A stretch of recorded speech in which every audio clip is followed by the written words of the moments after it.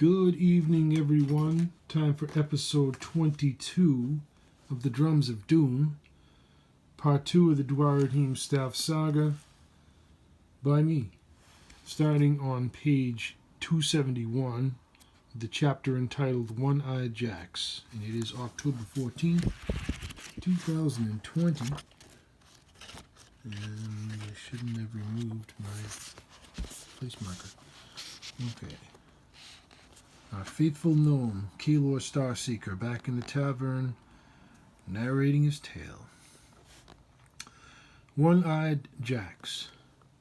We feared for Dartin and for ourselves, the old gnome said, but a profound sense of destiny filled our hearts, and it seemed that the armor had been hidden in that forgotten hall for him alone. Was it cursed, Polly asked, like Tarek said. In a way it was, Polly, for we would find out later that it had been left there to fulfill an ancient purpose, one that none of us could have imagined. But we know that Dartin didn't die, Eric said, because we saw him here only a year ago.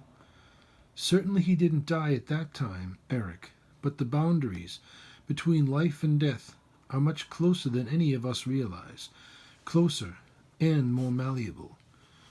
Then you are implying, Garrett said, before taking a draught from his flagon, that Dartin has died and come again? It goes against all that we hold sacred and dear, but that is indeed so, at least as far as any of us could know. All that will be revealed in my story to come. There is still 2 hours until midnight, Polly said. Surely we can hear much of it in that time. A long story can be told in the span of hours, the old gnome said. But in honor of those that fell or were lost to fate, only a portion of it can be told at any one time. For such is our story, a tale of friendship, sorrow, and toil, and on that path ours was a trail of battles joined. And so he began his tale anew.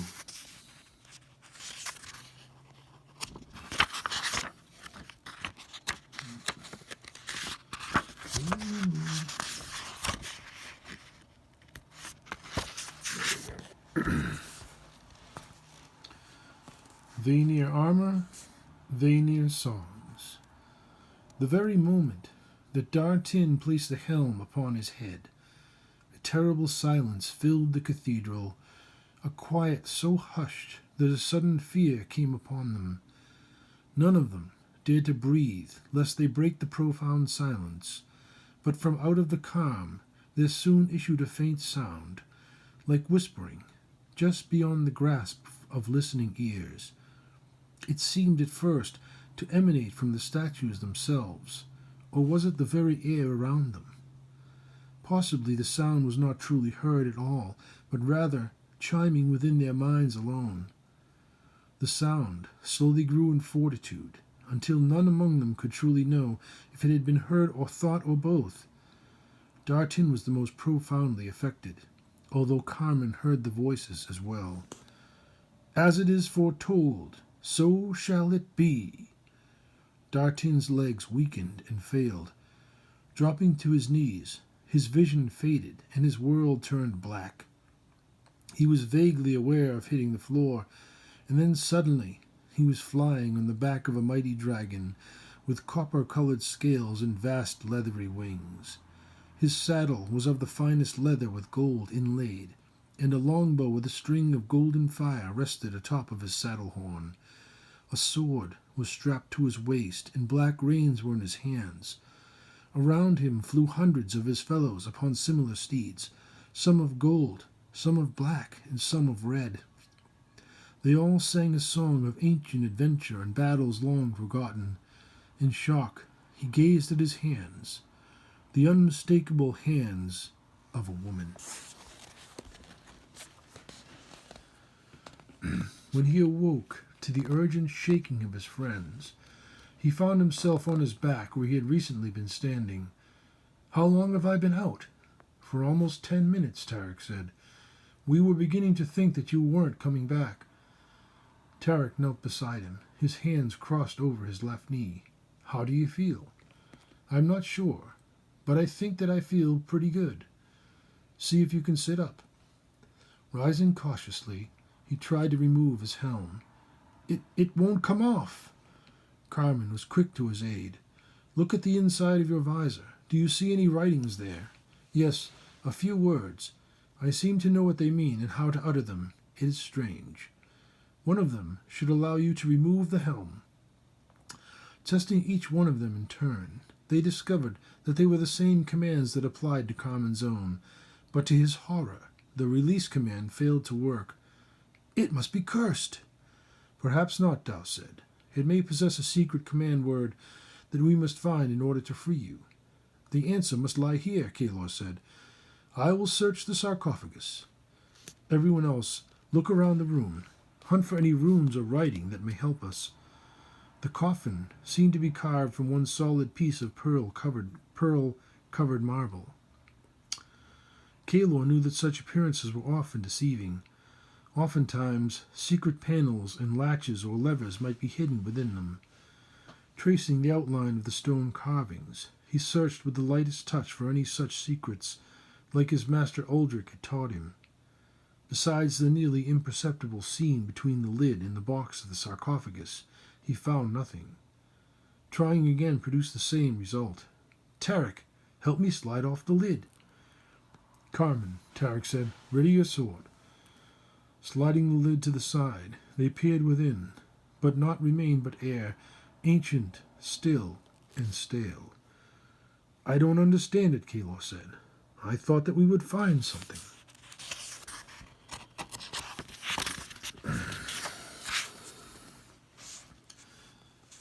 "I did find some runes carved into the days at her feet," she said, pointing to the centermost statue on the east wall.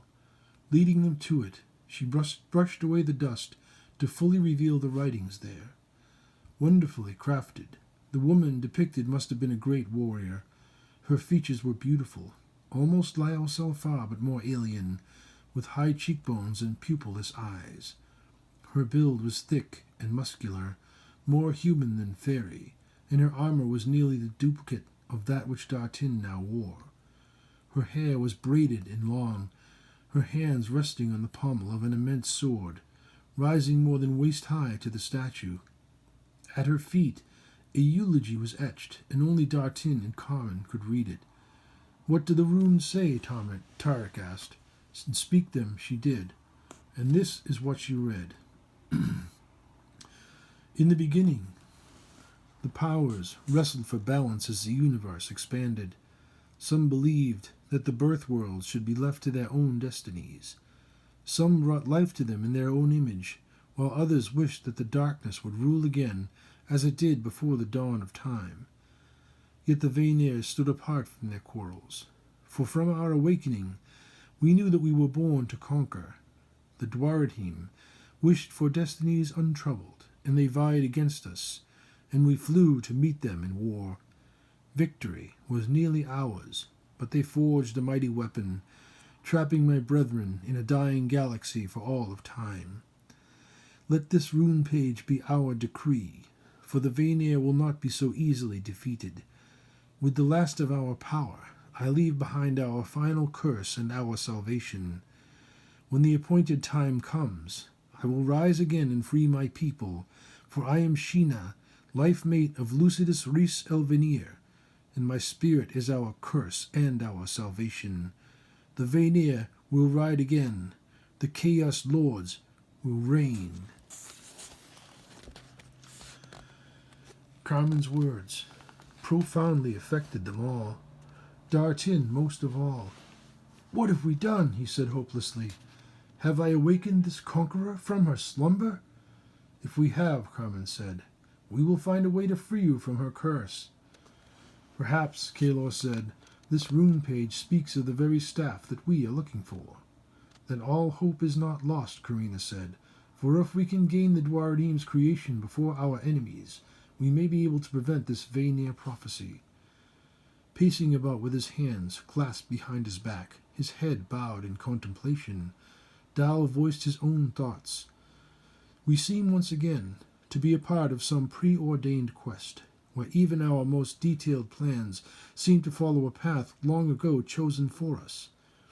Maybe it is the way things are meant to be, or maybe we are just pieces on a sketchboard. Pawns we may be, Tarek said, but I won't accept it, even if it is true. I did not choose to be an orphan, and yet I survived by my own hand. If these lords of chaos think that they can come again at our own expense, then they did not consider the likes of me. I have been thinking about the quest since the beginning, Leander said, and what has been troubling me has finally worked itself out. What is it? Kalor urged. I believe that we are not part of one prophecy, but of many. How could that be? Dartin asked. Isn't it logical that what affects one god affects them all? In the Druidic faith, one pebble dropped into a pond sends its ripples across the world.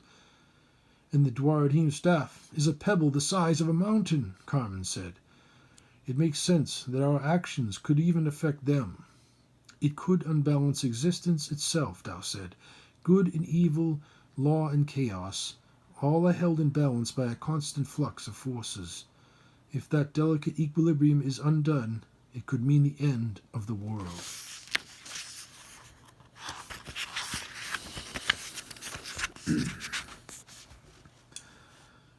Now you see how nature is a constant reminder of life and death, Leander said. Darkness and light. Why should it be any different among the gods? The old saying, Tao said, as it is above, so it is below. And so we travel once more into a period of turmoil and changing, Carmen said. Only this time we are agents of that change. Positions most of us relate to heroes, although none of us feel as such. If our enemies claim the staff, Dartin said, we will face the final battle, when both gods and men will stand together to face Loki and his giants.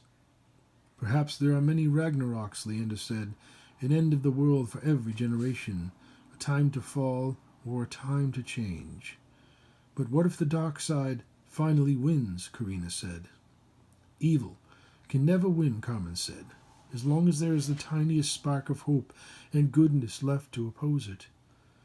Then there is nothing left to do, Carr said, but to drive on and meet our troubles head on. Spoken like a true dwarf, Kalor said with a smile. Easy for all of you to say, Dartin said. None of you are turning into a woman. A master plan.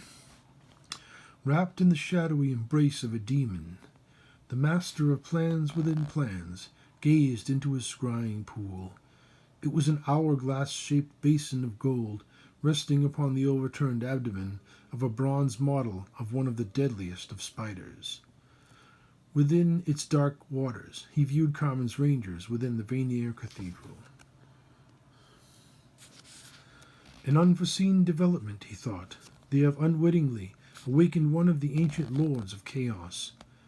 The stakes were now higher than ever, but there was a brighter side. Lothdia would now have to worry about a power even greater than his. It could work to their advantage, although they would have to work harder than ever to succeed. A shimmering of the ethers before him warned him of Derek's imminent arrival.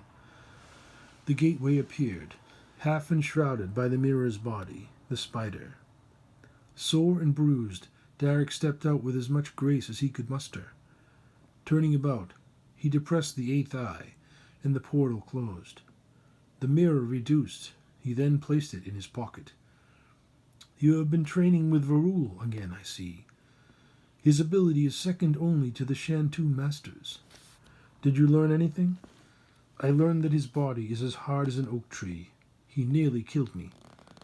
Come and sit. Rest a while. There was a small square dining table with 4 simple wooden chairs by his chamber's fireplace, and there they sat. Meal, he called. Bring us some tea, please. You do know that it is only a matter of time before she poisons you. Of course, but let us hope not today. The elf maid was soon pouring them tea, aromatic and hot. The cups were simple, without handles, and delicately painted. Nice set, Derek said. Perhaps we can invite Andriul over for a tea party. Let's just hope that the local merchants don't revolt again and throw it all into the harbor like they did the last time. What a disaster. Indeed. But tell me, Commander, is it time? I have brought the item that you requested. Hidden beneath his training robes, he quickly produced it. Yes, it is time. I will return it to you in 3 days' time. Then you know that the party has reached the great cathedral. Tell Elric to prepare his spells. There may soon be a Vanir among them. The armor? They kept it a secret through all the ages, a perfect, cursed trap. Everything could be undone. The priest has a strong will. I believe that it will be some time before the Vanir has control over him. Then our victory is still possible. Our victory is assured, as long as my commands are swiftly and competently executed. Of course, Commander. I have calculated the time of their arrival in the pyramid's mines at 1 week, based upon most of the potential misfortunes that they may face. Ariana and I have selected the perfect ambush site. Everything is in place to capture our quarry with minimal losses. We can't afford to waste our troops, Vlad said. We will soon face attacks from many fronts.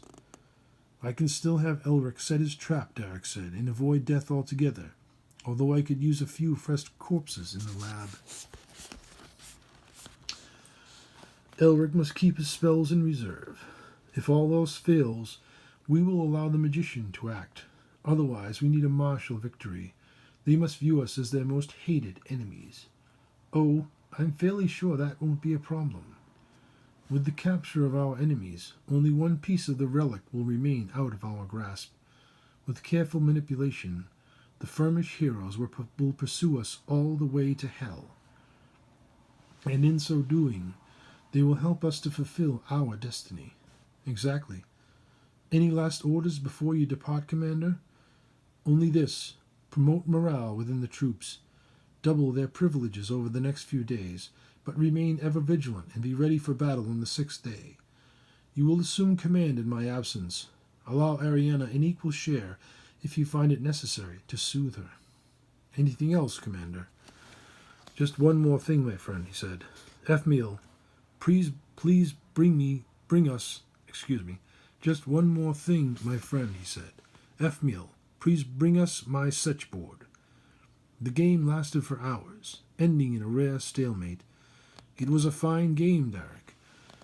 I pray that you didn't let me escape. Forgive me for being arrogant in the past. I have not allowed you to win since we left the academy. You have become a great player. Then I will bid you adieu, Derek said with a nod. Rising from the table, he shrugged off the stiffness in his body. Reaching into the folds of his robe, he produced a small vial. Drink this before you enter his domain. It will render you invisible to the dead. Taking it from him, Vlad studied its ever-smoky contents. The enchantment will last a fortnight, but only as long as you don't interact with them. Touch them in any way, and they will see you. I will use it wisely. Good luck, Commander. Pivoting about on the balls of his feet in an about-face maneuver, he pulled out his mirror and once again touched the 8th eye. Following that, he moved the 6th leg 2 clicks to the rear. The portal formed and he stepped through. Moments later, the gateway disappeared from Vlad's chamber. At the same instant, he arrived in the central chamber of the Pyramid Library.